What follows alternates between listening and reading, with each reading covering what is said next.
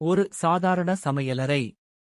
ஒரு மின்மினுக்கும் குரோம் குழாய் மெட்டல் சிங்க்கு மேல் பொருத்தப்பட்டிருக்கிறது. குழாயின் முனை நெருங்கிய ஷாட். மெதுவாக ஒழுங்கான துடிப்பு. டன் டன் என்று நீர் சொட்டுகிறது. Wide shot. செந்தில் சிங்க்கு முன் நின்று இடுப்பில் கை வைத்து எதிரி தளபதியைப் போல அதை கண்காணிக்கிறார். அவரது கருவிப்பட்டையில் ஓர் ஹாமர் மட்டும். மணி சமையலறை மேசையில் பின் அமர்ந்து அமைதியாக வாழைப்பழத்தை தோலுரிக்கிறார். செந்தில் மிகப்பெரிய பாழடைந்த பைப்புக் குடை பாய்ப் ரெஞ்ச் ஒன்றை தூக்கி அந்தச் சிறிய குழாயை நோக்கி சென்று கொண்டிருக்கிறார். செந்தில் நடுவே நின்று போகிறார். அவர் மெதுவாக குடையை கீழே இறக்குகிறார். மணியைக் கண்டு, என்னை எதுக்கு இப்படி நினைக்கற என்ற மாதிரி பாதிக்கப்பட்ட முகத்தைக் காட்டுகிறார். செந்தில் அந்த மாபெரும் குடையை அந்த மெலிந்த குழாயில் பிடிக்கிறார். அவர் கால்களை பதித்து முழு சக்தியுடன் இழுக்கிறார். முகம் சிவந்து விடுகிறது. திடீரென திராக்.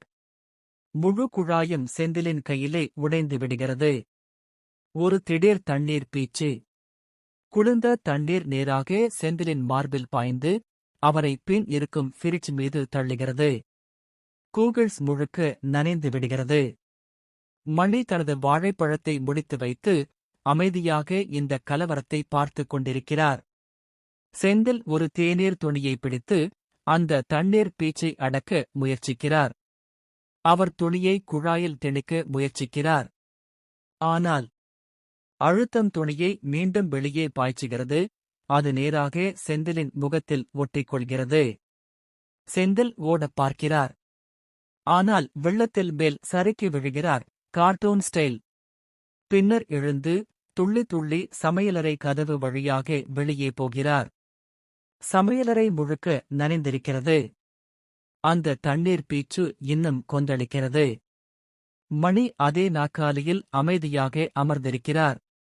இப்போது கைகளில் கருப்பு குடை திறந்தபடி. ஒரு போனே ஸ்க்ரோல் செய்கிறார். செந்தில் திரும்ப அறைக்குள் பாய்ந்து வருகிறார்.